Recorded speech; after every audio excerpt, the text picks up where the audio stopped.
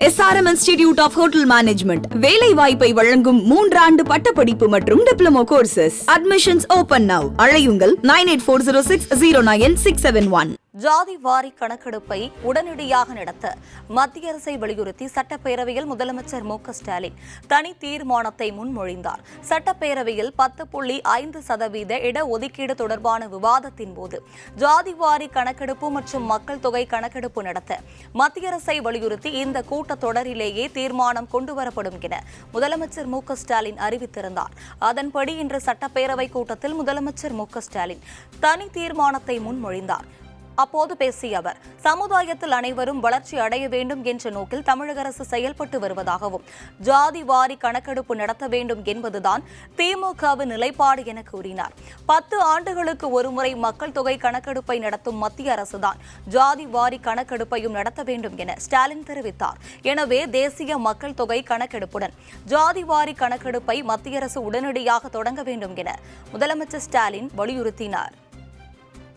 சமுதாயத்தின் அனைத்து தரப்பு மக்களையும் கல்வி மற்றும் வேலை வாய்ப்புகளை பெறுவதில் சம வாய்ப்புகளையும் சம உரிமைகளையும் கொண்டவர்களாக மாற்றுவதன் மூலம்தான் உண்மையான பரவலான பொருளாதார வளர்ச்சி அடைந்த சமுதாயமாக நாம் மாற இயலும்.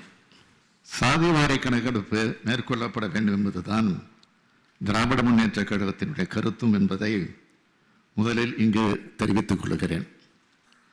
தேசிய மக்கள் தொகை கணக்கெடுப்பு என்பது, அதாவது ஒன்றிய அரசால் மக்கள் தொகை கணக்கெடுப்பு சட்டம், அதாவது சென்சஸ் ஆக்ட் 1948 கீழ் மேற்கொள்ளப்படும் ஒரு மாபெரும் பணி. மக்கள் தொகை கணக்கெடுப்பை சட்டத்தின் பிரிவு 3 படி ஒன்றிய அரசுதான் மக்கள் தொகை கணக்கெடுப்பை நடத்த வேண்டும். எனவே 2021 ஆண்டு மேற்கொண்டிருக்க வேண்டிய மக்கள் தொகை கணக்கெடுப்பை உடனே தொடங்க வேண்டும் என்றும், அத்துடன் இம்முறை சாதிவாரியான கணக்கெடுப்பையும் இணைத்தே நடத்த வேண்டும் என்றும் ஒன்றிய அரசை பேரவை ஒருமனதாக வலியுறுத்துகிறது. சட்டப்பேரவையில் தமிழ்நாடு அரசு கொண்டு வந்த தனி தீர்மானத்திற்கு கொங்கு நாடு மக்கள் தேசிய கட்சியின் MLA ஈஸ்வரன் வரவேற்பு தெரிவித்துள்ளார்.